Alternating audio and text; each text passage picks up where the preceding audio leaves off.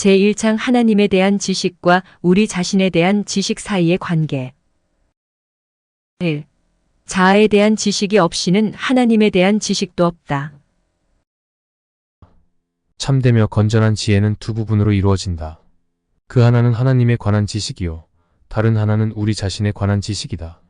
이 둘은 상호 밀접한 관계를 가지고 있다. 인간은 자기 생각을 돌려 하나님을 생각하지 않고는 아무도 자신을 살펴볼 수가 없다.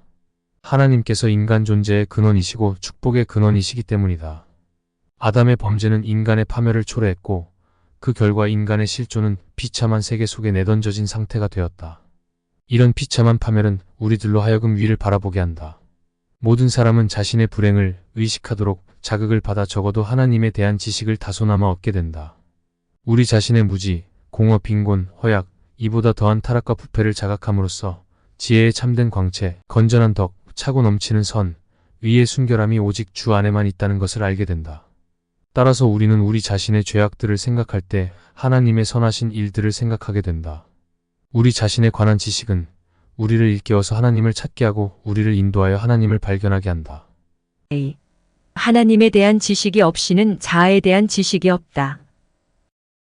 인간은 하나님의 얼굴을 바라보고 나서 다음으로 자신을 검토하지 않는 한 결코 자신에 대한 참된 지식을 얻지 못한다. 왜냐하면 우리 자신의 불의 더러움, 어리석음, 불결함을 스스로 확인하기 전에는 우리는 항상 자신을 의롭고 바르고 현명하며 거룩하다고 생각하기 때문이다. 이러한 교만은 타락 이후에 온 인류에게 본래적인 본성이다. 따라서 우리가 이 지상 너머를 바라보지 못하고 우리 자신의 의와 지혜와 덕으로 완전히 만족하고 있는 한 우리는 자신이 가장 훌륭한 존재인 양 우쭐대며 자신을 거의 반쯤 신인 것처럼 완전한 존재로 착각하게 될 것이다. 그러나 일단 우리의 생각을 하나님 앞으로 향하며 그의 속성을 생각하며 마땅히 우리의 규범이 되어야 할 하나님의 의와 지혜와 권능이 절대적으로 완전하다는 것을 생각하게 될 때 전의 의라는 가면을 쓰고 우리를 즐겁게 하던 것들이 가장 사악하고 추한 것들로 여겨지게 될 것이다. 우리에게 가장 완전하게 보이는 것도 하나님의 순결에 비하면 그 자체가 사악한 것이다. 3. 하나님의 위엄 앞에서의 인간. 성도들이 하나님의 임재하심을 느낄 때마다 충격을 받으며 압도당한다고 성경이 일반적으로 말하고 있다. 하나님께서 자신의 영광을 나타내 보이시면 사람들은 죽음의 공포로 쓰러질 만큼 마음이 흔들리며 비참하게 되는 것을 보게 된다.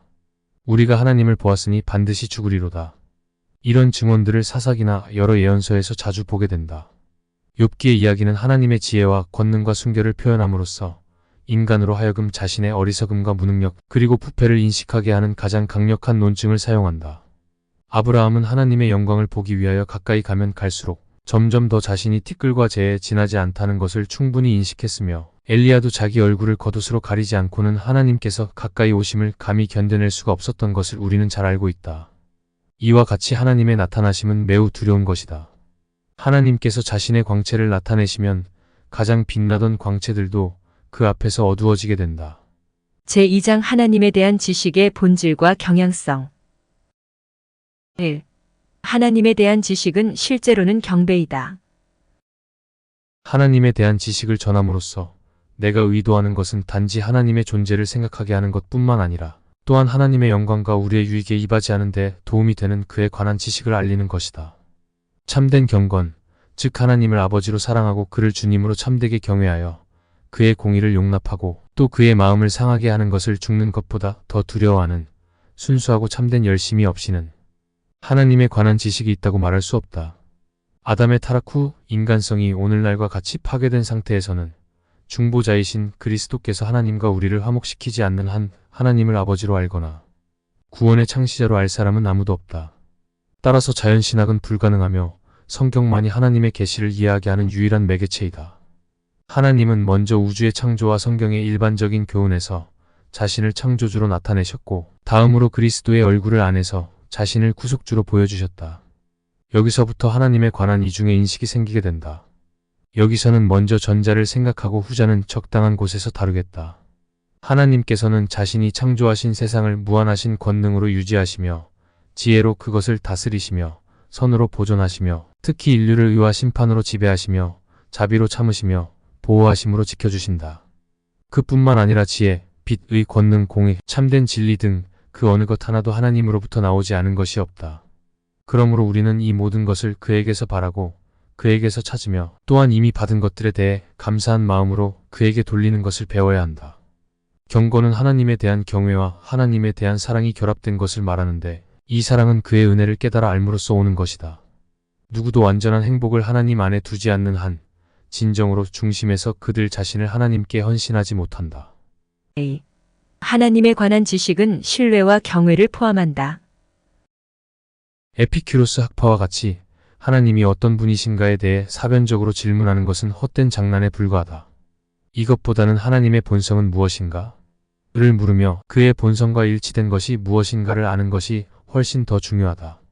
그리하여 우리의 안내자여 교사가 되는 이 지식으로부터 우리는 일체의 선을 하나님에게서 찾을 뿐만 아니라 그것을 하나님으로부터 받았으므로 또한 그것을 하나님께 돌려드려야 한다는 것을 배워야 한다. 하나님께서 모든 선의 근원이며 원천이라는 사실을 인식하지 못한다면 아무도 하나님을 분명하게 바라볼 수 없다. 하나님을 올바르게 인식하게 되면 하나님께 매달리고자 하는 욕망과 하나님에 대한 신뢰가 일어나지 않을 수 없을 것이다.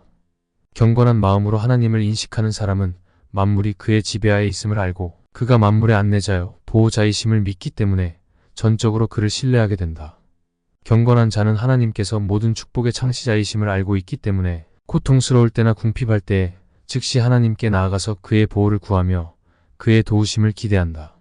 그는 하나님을 주와 아버지로 인정하기 때문에 모든 일에 하나님의 권위에 복종하며 그의 영광을 나타내기를 힘쓰며 또한 그의 계명에 순종하는 것이 옳다고 생각한다. 그가 자신의 죄를 억제하는 것은 다만 형벌에 대한 공포에서 뿐만이 아니라 하나님을 아버지로 사랑하며 경외하기 때문에 그를 주로 예배드리며 찬양하는 것이다. 하나님께 대한 진정한 경외는 진실한 마음으로 자발적으로 하나님을 경배하는 것이다. 그러나 모든 사람이 하나님을 경배하되 아무 뜻 없이 하고 있으며 다만 극소수의 사람들만이 그를 진심으로 경배하고 있다. 의식이 화려한 허식으로 있는 곳마다 마음의 진실성을 찾아보기가 매우 힘들다. 제3장 하나님에 대한 지식은 본래부터 인간의 마음속에 자연적으로 뿌리 박혀 있었다. 1. 이 자연적 은사의 성격. 인간의 마음속에 타고난 본능에서 하나님을 알 수 있는 지각이 있다는 것은 확실하다. 이것은 아담 이후 부패한 본성에도 불구하고 두 가지 주요한 요소가 인간에게 아직 남아있다는 것을 보면 알 수 있다. 첫째는 모든 인간에게 심겨진 종교의 씨앗이며 둘째는 그들의 양심 가운데 새겨진 선악에 대한 분별력이다. 가장 미개한 종족의 사람들까지도 무엇인가 종교의 씨앗을 그 속에 지니고 있다. 이 사실은 하나님에 대한 어떤 관념이 모든 사람의 마음속에 새겨져 있다고 하는 하나의 무언의 고백이 아닐 수 없다. 사실 우상 숭배도 이 관념에 대한 풍부한 증거가 된다. A. 종교는 인위적 발명품이 아니다.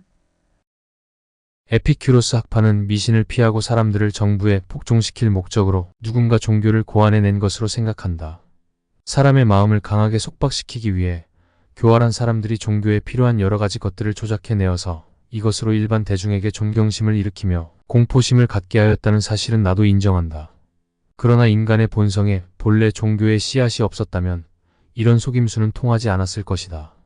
사실 하나님의 존재를 부정하는 사람들이 과거에도 덜어 있었고 오늘날에도 적지 않게 나타나고 있지만 그들은 좋든 싫든 자기들이 믿지 않으려고 하는 바로 그것에 대하여 항상 어렴풋한 지식을 가지고 있다. 로마의 황제 가이우스 칼리큘라는 공공연히 신들을 멸시했으나 천둥만 치면 무서워 벌벌 떨면서 침대 밑으로 숨었다고 한다.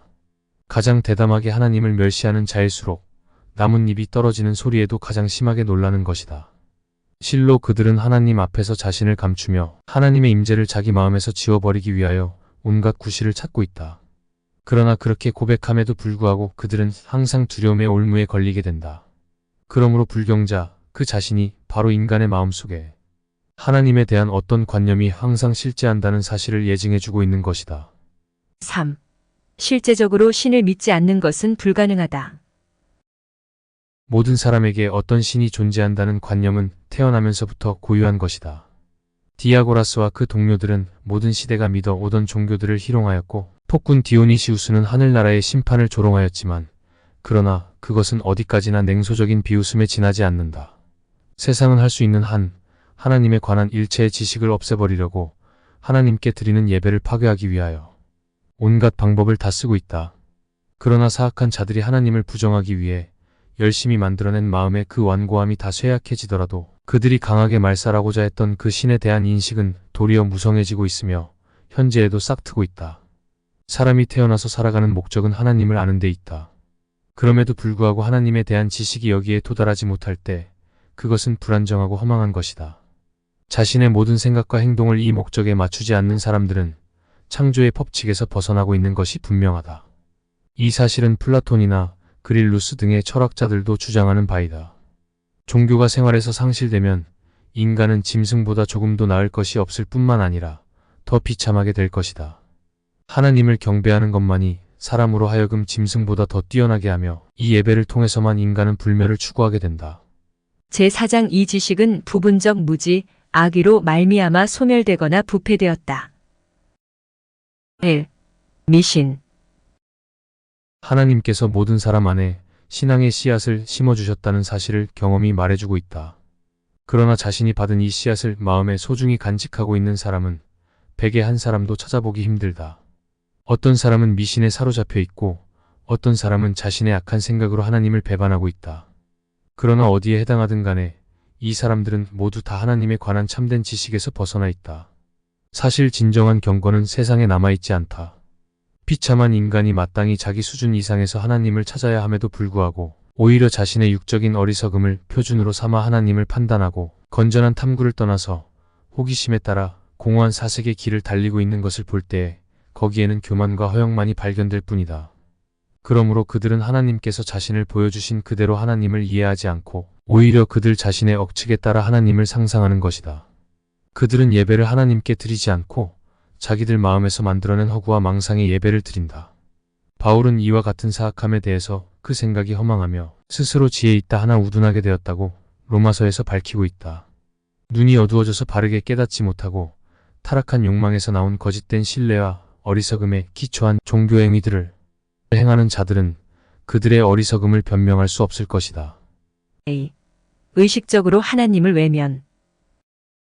시편의 어리석은 자는 그 마음에 이르기를 하나님이 없다도다.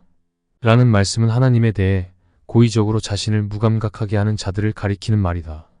하나님에 대한 기억을 본능적인 감각에 의하여 아낌없이 내적으로 이미 부여받았으나 오만하고 상습적인 죄로 말미암아 그 마음이 완고해져서 하나님에 대한 일체의 기억을 미친 듯이 쫓아버리는 사람들이 많다는 것을 우리는 알게 된다.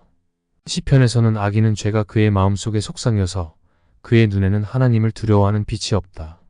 고하였으며 그들은 하나님이 보지 않는다고 생각하기 때문에 자신의 악행을 도두히 자랑한다고 하였다. 이렇게 하나님의 심판에 대한 두려움을 말살시키고 무분별한 욕망에 빠지는 자들은 하나님의 존재를 부정하는 자들이다. 비록 그들이 어떤 신의 존재를 어쩔 수 없이 인정한다고 하더라도 하나님을 공허한 죽은 우상으로 만드는 자들은 실은 하나님을 부인한다고 말할 수 있다. 3. 우리는 우리 자신의 변덕에 따라 하나님을 만들어내서는 안 된다. 자기들의 미신에 대하여 버릇처럼 변명하는 자들은 종교에 대한 열심만 있으면 그것이 아무리 터무니없는 것이라 해도 충분하다고 생각한다. 그러나 그들은 참된 종교는 마땅히 우주 법칙에 관한 하나님의 뜻에 따라야 한다는 것, 하나님은 언제나 동일하시다는 것, 그리고 하나님은 어떤 사람의 망상에 따라 변질되는 그런 망령 또는 환상이 아니라는 사실을 깨닫지 못하고 있다. 이와 같이 자신의 거짓된 의식으로 하나님께 예배드리는 자들은 모두 자기 자신의 망상을 예배하며 찬양한다. 바울 사도는 하나님에 대하여 애매모호하고 거짓된 견해를 가진다는 것은 곧 하나님에 대한 무지를 의미한다고 보았다. 갈라디아서에서 바울은 너희가 그때에는 하나님을 알지 못하여 본질상 하나님이 아닌 자들에게 종노릇하였다 고 말하였고, 에베소 사람들에게 하나님 없이 지낸 자들이며 그때에는 유일하시며 참되신 하나님을 올바르게 아는 일에 있어서 그들은 외인이었다고 하였다. 락탄티우스의 말과 같이 우리는 진리와 일치하지 않는 종교는 진정한 종교가 아니라고 단정한다. 4. 위선. 여기에 또 다른 죄가 있다. 위선자들은 하나님의 위엄을 경외하는 데서 생기는 자발적인 두려움에 감동을 받지 않고 하나님의 심판으로 말미암아 강요당하는 노예적이며 강제적인 공포에 이끌린다. 이 심판을 피할 수 없기 때문에 그들은 하나님의 심판을 혐오하면서도 두려워한다. 이런 종류의 불신앙은 공포에 의해서 만들어진다. 그들은 어디에서나 그들을 위압하고 있는 하나님의 위엄을 멸시하는 것처럼 보이지 않기 위해 어떤 종류의 종교적 행사를 수행한다. 그들은 하나님을 두려워하는 채 위장함으로써 죄의 탐닉을 제재하지 아니하고 자기로 만족하며 또한 자신의 육체적인 방종을 성령의 고비로 제재하기보다는 오히려 그 방종에 빠지기를 더 좋아하는 무리들이다. 그러나 이것은 종교에 공허하며 거짓된 그림자에 지나지 않는다. 위선자들은 이러한 왜곡된 길을 걸으면서도 그들이 멀리하고 있는 하나님을 가까이 하는 것처럼 보이려고 한다. 그들은 거의 모든 행위에서 대담하게 하나님을 배반하고 하찮은 제물로 하나님을 회유하려고 열중한다. 그들은 속죄의 어리석은 행동으로 하나님에 대한 그들의 의무를 다할 수 있다고 믿고 있으며 마땅히 하나님만을 신뢰해야 함에도 불구하고 하나님을 무시하고 오히려 하나님의 피조물에 불과한 그들 자신을 신뢰한다. 그들에게 신성에 대한 어떤 관념은 있으나 그 씨앗이 부패하여 가장 나쁜 열매를 맺을 뿐이다.